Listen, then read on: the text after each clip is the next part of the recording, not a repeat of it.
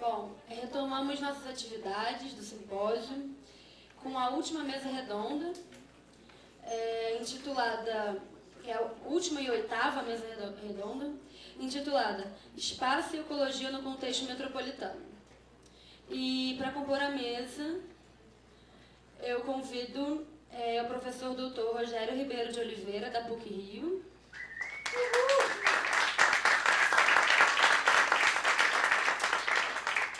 O professor doutor Rodrigo Pena Firme, da PUC também. O professor doutor Alexandre Solórzano, da PUC também. Finalmente, o professor doutor Luiz Felipe Guanais, da PUC.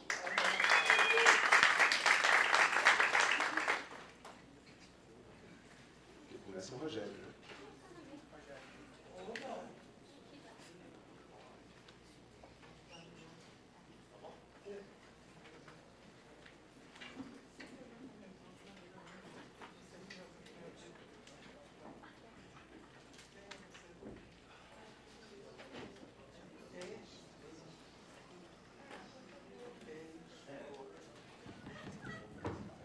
Bem, boa tarde. Eu estava me tocando a organizar essa palestra, que há 2 anos atrás eu estava falando de carvoaria aqui.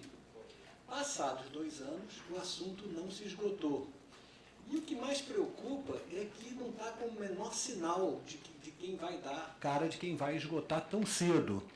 Porque foi uma história que aconteceu assim, muito por acaso, tá? E abriu um assunto para pesquisa que é absolutamente falho em termos de historiografia. A história não fala nada sobre esses personagens, sobre esse produto, sobre esse trabalho, não tem uma linha sobre eles. E, por outro lado, eu estou aqui no papel de fazer uma introdução a esse assunto, porque meus colegas, o Rodrigo e o Alex, vão falar também alguma coisa decorrente, para mostrar, quer dizer, como que esse assunto é importante e como que ele tem vertentes interessantes e importantes para a gente pegar. Então, o título que eu vou falar hoje é Fluxos de Energia e Trabalho na Construção da Paisagem do Rio de Janeiro no século XIX. Esse assunto é um pouco difícil de falar, aí eu pensando, eu resolvi começar com uma piadinha, tá? A piadinha é o seguinte, ela foi publicada em 1882. Papai, o que é? Os carvoeiros lavam a cara? Lavam. Então, com que a lavam eles? Com sabão. Mas então, por que não tem a cara branca? O pai impacientado, porque o sabão deles é preto. Então, essa piadinha, quer dizer, isso aí foi publicado num jornal de grande circulação do Rio de Janeiro, né? Mas mostra pra gente que quando você encontra referências a carvoeiro, sempre é alguma coisa depreciativa na imprensa. O trabalho deles é completamente ignorado. Eu queria mostrar aqui um pouco que é o trabalho deles para ajudar os meus colegas que vão falar sobre isso depois. Outras vertentes. A vertente que eu particularmente, o Alex tem uma, o Rodrigo tem outra, a que eu vou procurar agora é uma forma mais global de integrar essa coisa, essa atividade que houve no século XIX. Vamos começar aqui. O meu ponto de partida, então, é o maciço da Pedra Branca, tá? Situado, acho que o Gabriel já falou disso. O Gabriel já falou? Sim, apaga mais. O Gabriel já falou, localizado mais ou menos na metade do maciço. Mais uma não. Tá bom? Tá bom? Não, agora não. Agora não. Não, desliga. Desliga isso.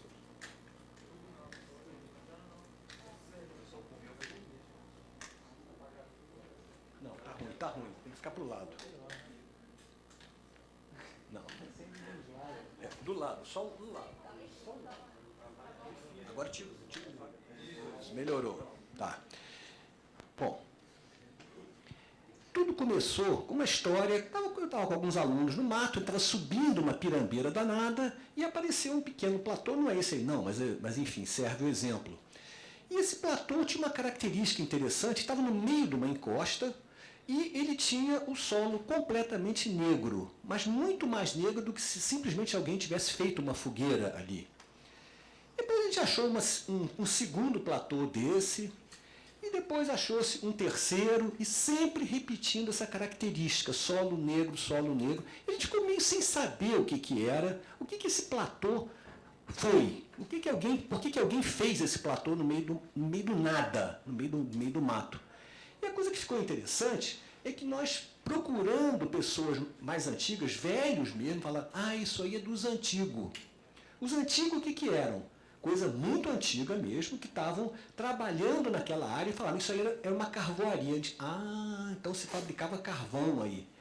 E a coisa foi progredindo, depois fomos entender, através de relatos da história oral, o que era uma carvoaria, que é esse cone, que é cheio de lenha, revestido de barro em volta, combustão abafada, a lenha se piroliza e transforma em carvão. Ele é, como o Gabriel explicou, ele é cavado na encosta, tá? E se usa talvez umas 8 ou 10 vezes cada vez essa carvoaria, e depois, quando a lenha fica muito distante, se parte para um outro local.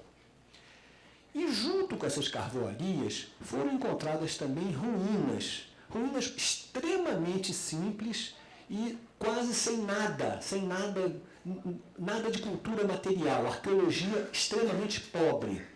E foram encontradas ruínas em locais muito afastados, muito distantes. Nós temos hoje já catalogados um inventário de 82 ruínas. O que esses carvoeiros fizeram esse tempo todo, né? Então, qual é o volume de carvoarias? Bom, daquelas 2 ou 3 carvoarias do início, o trabalho foi sendo ampliado. Na última vez, no último CEMEGER que teve aqui, eu vi na minha apresentação que eram 185. Então, 2 anos depois, ele trabalhou mais, e agora são 1.035 carvoarias que estão inventariadas no maciço da Pedra Branca. E nós desenvolvemos um modelozinho de exploração, e esse modelo indica para a gente que essas 1.035 carvoarias devem ter produzido algo da ordem de 10.900, quase 11.000 toneladas de carvão. Vou botar o mais próximo, isso aí é o município do Rio, no centro tem uns pontinhos amarelos, que eu duvido que alguém esteja vendo, agora melhorou um pouco, né? Nós temos, só para dar uma localizada, é zona oeste do Rio de Janeiro, tá? Aqui é a praia do Recreio dos Bandeirantes, etc. Esses pontinhos todos aqui, então, são carvoarias. E lembrando que elas estão muito espalhadas, distribuídas numa grande área e num gradiente muito grande de altitude, entre quase 0, 20 metros é a mais baixa, até 1.000 metros de altitude. 1.000 metros é como se você tivesse o Corcovado e quase que um pão de açúcar em cima dele. Ficou aquela pergunta, por que os caras iam trabalhar tão longe se o maciço inteiro é coberto de floresta? Isso aí, então, a porcentagem, a distribuição por altitude. Aqui nós temos a porcentagem de vestígios em preto, as carvoarias, e nessa outra marquinha as ruínas. Então, de 200, a gente vê que onde concentram mais ruínas e carvoarias é na cota entre 200 e 300 metros. Claro, mais próximo. Mas tinha um contingente aí bastante grande que, acima dos 300 metros, a gente encontrou 36% das carvoarias e 22% das ruínas. Aí volta a pergunta, o que esse pessoal estava fazendo num lugar tão distante? Para que tirar carvão? E aí começou a aparecer novas hipóteses. Uma das hipóteses é que os quilombolas talvez não, já temos certeza disso, que eram carvoeiros. E faz sentido. Se você imagina que essa região toda, pelo menos essa região é considerada como a planície dos 11 engenhos. Nesses 11 engenhos, se você tem uma fuga de escravos, um pequeno grupo fugindo, e vai ficar no mato, se diz que os quilombolas eram, e claro, com toda razão, eles eram agricultores. Mas um grupo que fugiu não vai derrubar a mata, plantar, para depois, então, colher daí a 3, 4, 5 meses, não faz sentido. Enquanto que o carvão, a primeira partida de carvão pode ser produzida em 15 dias. Então, é muito provável que quilombolas fossem escravos. Aí, isso aí começa a ajudar essa distribuição, começa a entender por que tão longe. Mas o carvão, na verdade, ele é produzido para se obter energia, óbvio, né? Não tem outra explicação, o negócio é energia. E aí vamos agora pensar um pouco em torno de energia, e aí coloca-se como um pano de fundo para a gente interpretar isso, a coisa ligada não mais sociedade e natureza. Sociedade e natureza não explica bem isso. Talvez explique melhor a relação entre o mundo humano e o não humano. A gente entende melhor o mundo humano olhando assim, do que sociedade e natureza é um caminho para a gente entender as coisas. Mas se você olhar sob o ponto de vista do mundo humano e não humano, a coisa fica interessante. No almoço eu estava tomando uma coca, aí, curiosidade, olhei, tem aqui o número de calorias que ela tem. 149 calorias, essa coca que está aqui. Depois, eu já estava procurando por isso, para você produzir essa lata, só de energia elétrica, você gasta 2.000 quilocalorias. Então, para você ingerir, você ganhar 149, você gasta 2.000 só de energia elétrica. Não estamos falando de energia fóssil. É possível que chegue a 10 mil quilocalorias, tranquilamente deve chegar nesse tipo de coisa. Então, quando a gente começa agora a interpretar sob o ponto de vista da energia, ou seja, sob o ponto de vista da relação entre o humano e o não humano, a coisa fica muito interessante para entender o humano. Primeira coisa, tudo isso que está aqui, a energia que está contida nessa madeira e que estava nas árvores, ela não é, ela é uma energia potencial. Ela só vai virar energia assimilável, sob a forma de carvão, pelo trabalho humano. Não tem outra possibilidade. Floresta é uma coisa, energia sob a forma de carvão é outra. A diferença entre uma e outra é o trabalho humano. E a atividade de carvoaria é a atividade mais barata que existe, que é só o trabalho investido nele. Você não precisa ter nada, você basta ter um machado e uma caixa de fósforo que você pode fabricar carvão. Não é que nem petróleo ou qualquer outra fonte, ou baleia, que você tem que ter uma embarcação para conseguir o óleo de baleia, etc. Então o trabalho humano investido é isso que a gente quer ver, e levando para esse lado da relação entre o mundo humano e o não humano, do ponto de vista agora da caloria, né? Muito bem, então a transferência de energia e de trabalho, que foi do maciço da Pedra Branca para a cidade, o total dessas carvoarias, usando aquele modelo nosso de forma de trabalho, foi de 10.900 toneladas, o que dá um volume de 54.400 metros cúbicos. Se esse carvão, claro, ele foi produzido ao longo de 2 ou 3 séculos, mas se ele fosse produzido de uma vez só, e de uma vez só a gente quisesse levar do Pedra Branca para a cidade, a gente gastaria 5.440 caminhões, que a gente, moderno de hoje, 10 metros cúbicos. Quer dizer, foi uma quantidade de carvão, assim, que eu fiquei pasmo de ver, assim, quanto carvão foi produzido. E a energia que esses 54.400 metros cúbicos de carvão, a energia que estava aí dentro é da ordem de 82 trilhões de quilocalorias, que vamos botar logo, cortar esses zeros aí e chamar de tudo 82 gigacalorias. Evidentemente que a gente tem uma ideia que isso é quilocalorias, mas evidentemente o que é 82 gigacalorias? Ninguém tem ideia. Então agora passar para outra uma unidade mais conhecida. Então essa energia de 82 gigacalorias, se a gente for converter isso para o equivalente em gasolina, dá quase 11 milhões de litros. Tá? E se hoje você fosse pegar esses 11 milhões de litros, você ia precisar de 430 caminhões-tanque para levar a gasolina. Está ruim mesmo, né?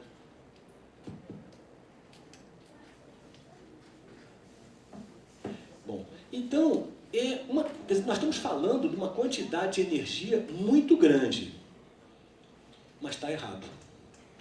Está errado porque nós estamos levando em consideração apenas um maciço, que é o maciço da Pedra Branca.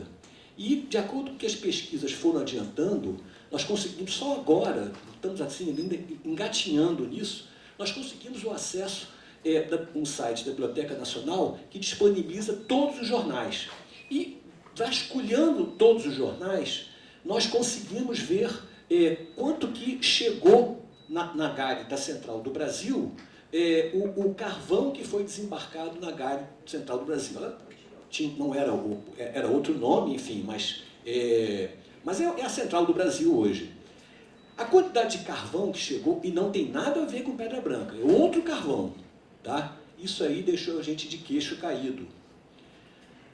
Foi 216 gigacalorias, equivalente a 25 milhões de litros, e que dá agora 1.138.000 caminhões-tanque. Ou seja, agora a quantidade de energia que veio para a cidade é assustadoramente maior. Se você somar os dois, você vai ter então 300 gigacalorias e que vai equivaler a 1.570 caminhões-tanque. Eu acho que agora não precisa mais usar gigacaloria, já pode usar megaton, que é a unidade que se usa para bomba atômica. Foi uma quantidade, então, de energia. Agora, voltando ao aspecto, essa energia, ela é trabalho, ela só existe pelo trabalho. Sem trabalho é árvore. Via o trabalho humano e um trabalho extremamente penoso, que é fazer carvoarias a 500, 1.000 metros de altitude, descer com esse carvão, transportar esse carvão para a cidade. Isso tudo é um trabalho humano de um agente que é desconhecido. E aí eu gostei dos eixos que o João Rua apresentou ontem, e nós estamos entendendo, então, que o Estado do Rio de Janeiro teve, então, vários eixos de importação de carvão. Não é mais só o Pedra Branca que fornecia carvão. O carvão vinha de várias formas.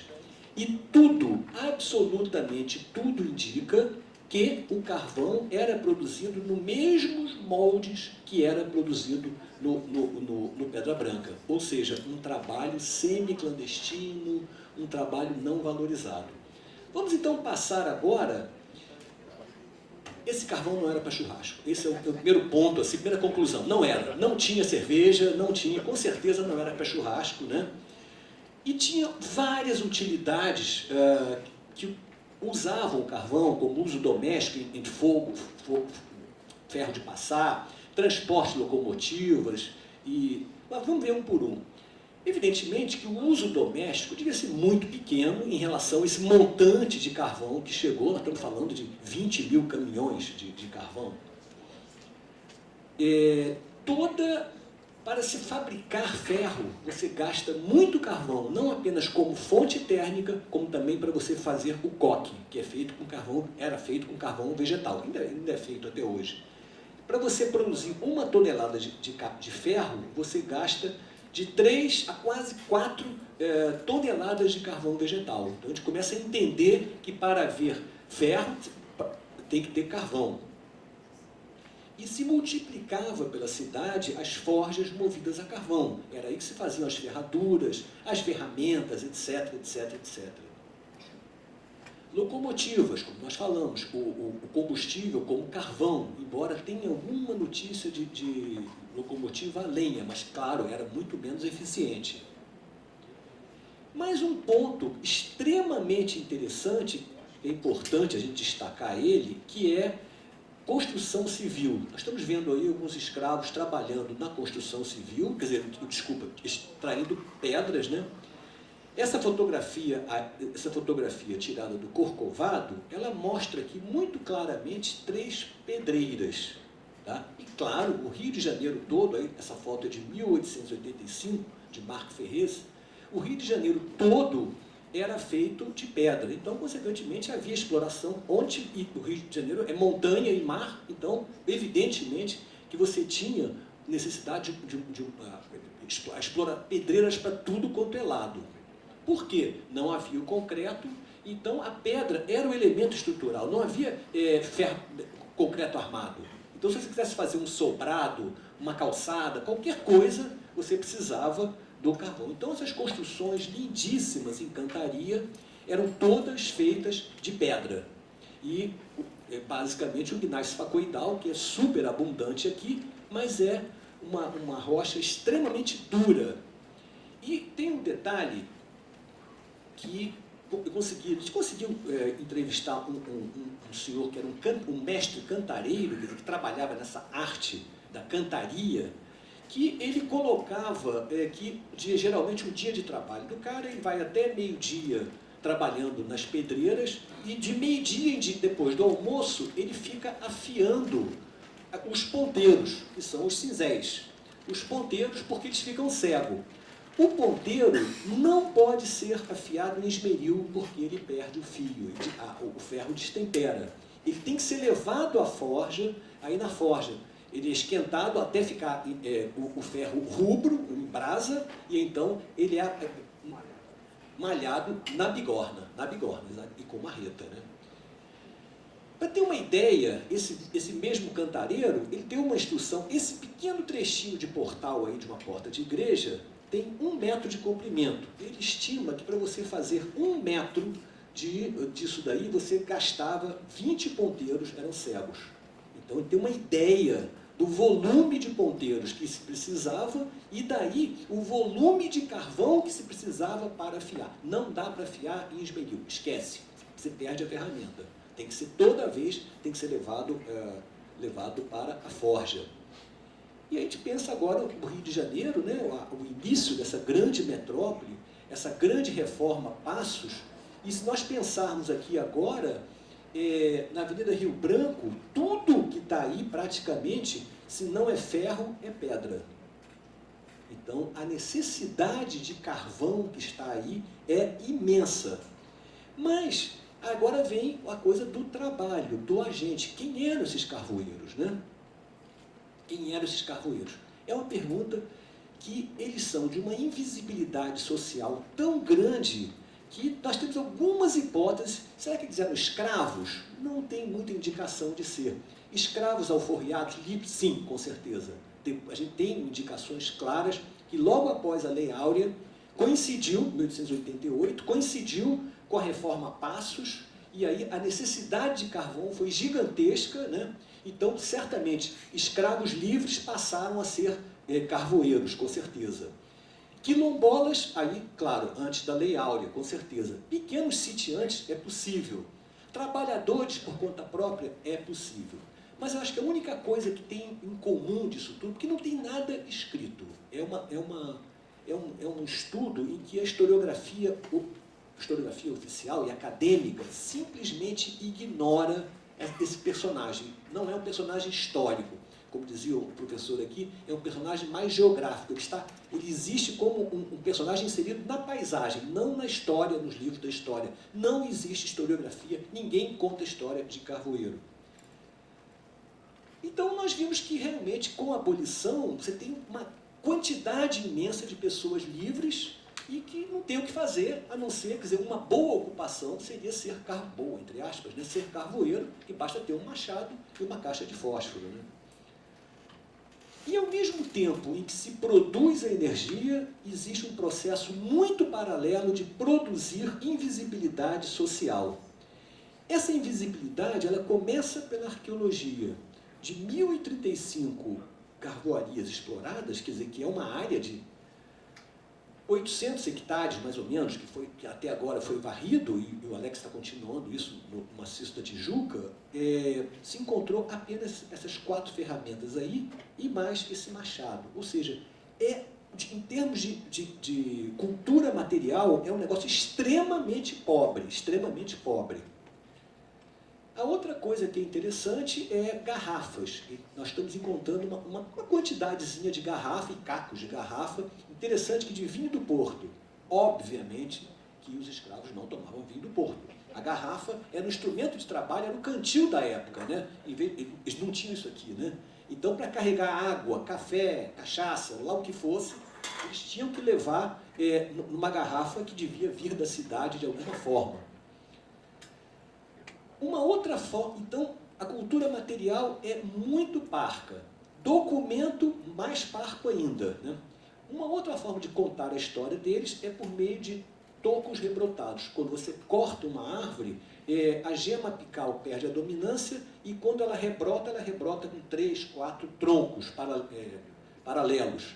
Então, isso daí, cada árvore dessas que estão aí, está mostrando para a gente que ela já foi derrubada em alguma época. Então, é um silêncio muito grande, silêncio de documento, silêncio de cultura material, apenas a paisagem que conta a história, só. A paisagem desses caras está na própria floresta, né? Plantas rituais, como Comigo Ninguém Pode. Claro, uma população africana fazia uso. Então nós encontramos para todo lado plantas rituais, algumas até evocando alguma coisa de gênero, né? Como rosa branca e alfazema, nós já encontramos também no meio do mato, né? Então, quer dizer, mostra assim, poxa, isso aqui é coisa de mulher, isso não é coisa de homem ficar fazendo loção de alfazema, enfim. Então, a gente vai tateando numa história que é obscurecida de personagens que foram tornados invisíveis pela sociedade. E é isso que ele está querendo entender isso, né?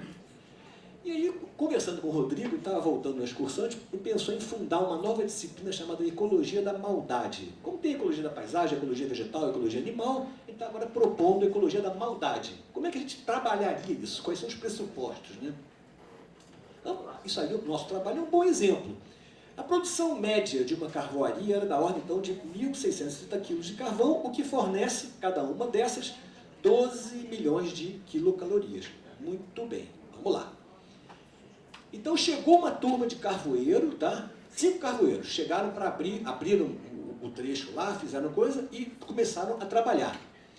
Então, em 15 dias do corte ao carvão, se eles trabalhassem bastante, eles poderiam dar conta.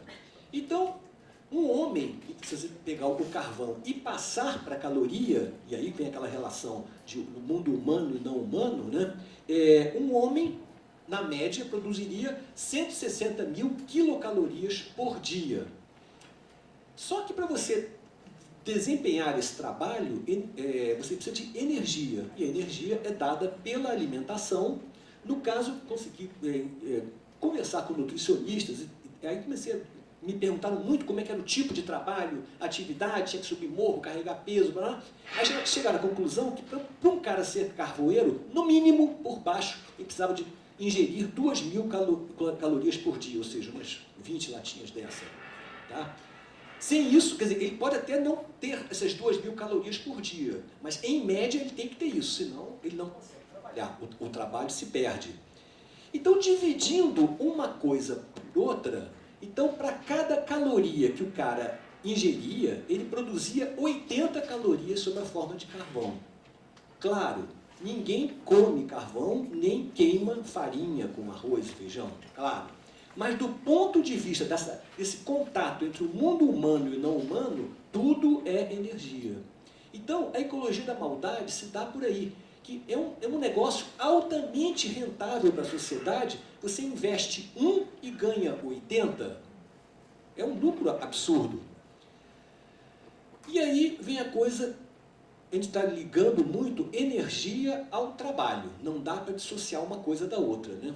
Então, o somatório de todas as etapas de trabalho, que é abrir, cavar o barranco, derrubar as árvores, abrir a lenha, construir o balão, queimar e carregar aquele negócio até o ponto de distribuição, é o que permitia a cada ciclo de trabalho a conversão da energia dispersa na biomassa, ou seja, na floresta, na energia concentrada do carvão. Então, é o trabalho, não tem outra forma. E a energia provida à cidade, ou seja, a lenha convertida em carvão pelo trabalho humano, consistia em um sistema altamente eficiente em termos de balanço energético. Eu estive vendo, vamos admitir que o trabalho, em vez de usar gente, se a gente usasse cavalo para fabricar o carvão, vamos supor, se usasse o cavalo é muito menos eficiente. Então, o cavalo seria da ordem de 1 para 20, enquanto que do homem é 1 para 80, essa relação calórica. E essa relação calórica é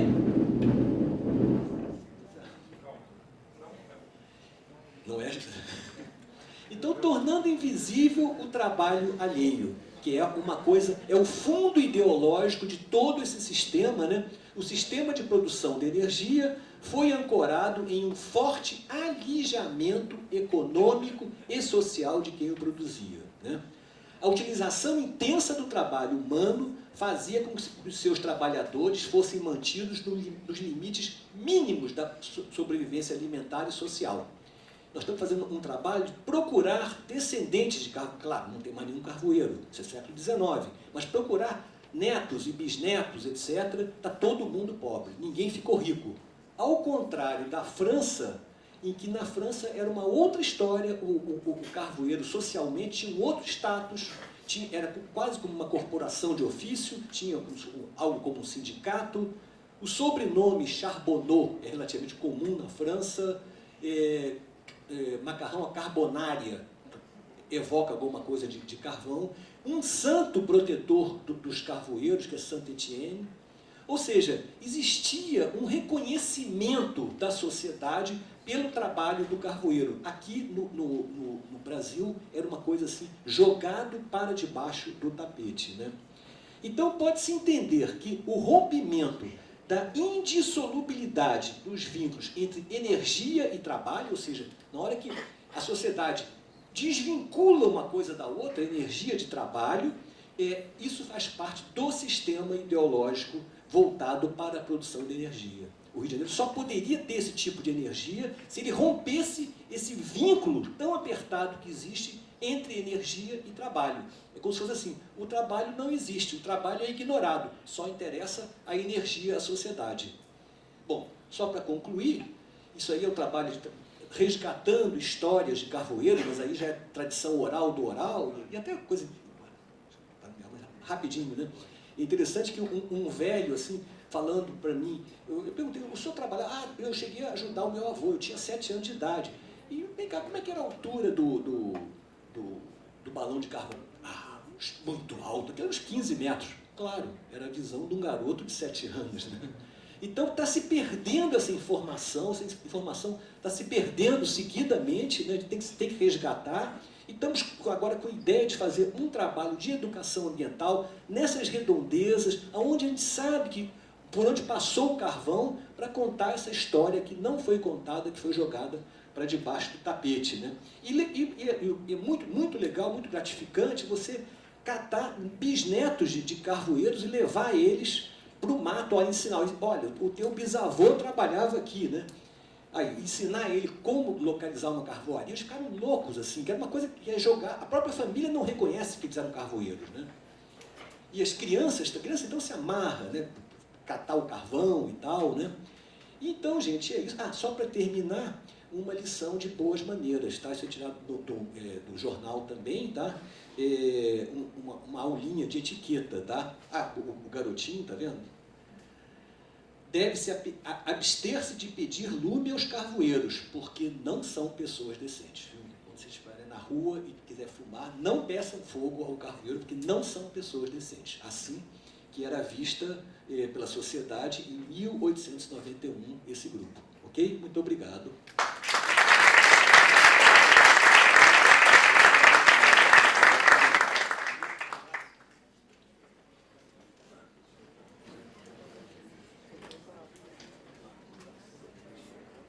Eu levanto e vou para o negócio.